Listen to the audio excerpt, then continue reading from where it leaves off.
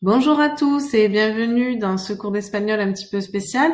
Aujourd'hui, je vais tenter de vous expliquer comment est-ce qu'on vous voit une personne en Espagne.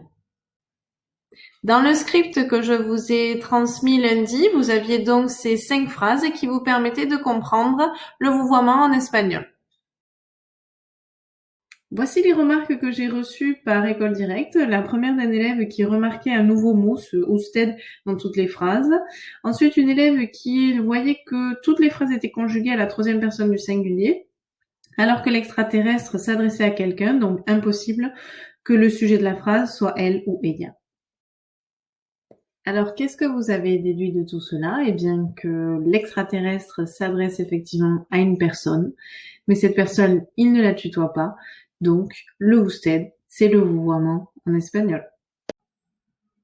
Vous devez trouver ça bizarre que je vous dise que usted, c'est vous. Parce que jusqu'à présent, je vous ai appris que vous, se dit vosotros. Alors non, je ne vous ai pas menti. C'est que notre vous français a 2 traductions en espagnol. Vosotros et usted. Donc, je vous explique la différence entre les deux. Usted, c'est la formule de politesse, celle qui va vous permettre de vouvoyer quelqu'un. Avec usted, il vous faudra conjuguer le verbe à la troisième personne du singulier. Par exemple, si vous voulez vous adresser à un prof, il faudra utiliser usted et conjuguer le verbe à la troisième personne du singulier. Vous pourrez lui dire par exemple ¿Cómo está usted? Et non pas ¿Cómo estás? Vosotros, vous allez l'utiliser lorsque vous souhaitez tutoyer un groupe de personnes que vous connaissez.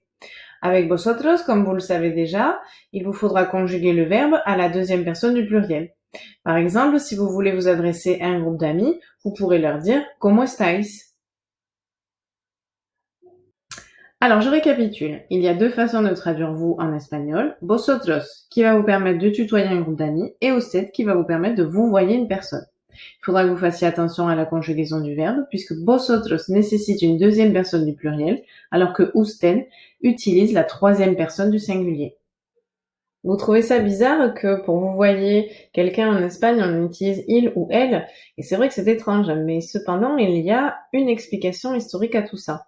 En effet, usted, c'est la contraction de vuestra merced, qui signifie en français votre grâce. Ainsi, jusqu'au XVIIe siècle en Espagne, pour s'adresser aux personnes d'un certain rang, on devait utiliser la formule de politesse vuestra merced. On pouvait entendre par exemple des phrases comme vuestra merced ha dormido bien, qui signifie en français votre grâce a-t-elle bien dormi, d'où le maintien de l'utilisation de la troisième personne du singulier avec usted aujourd'hui. Et bien voilà, notre leçon sur le vouvoiement est terminée. Vous pouvez m'envoyer un email si vous avez des questions, et puis je vous dis hasta luego!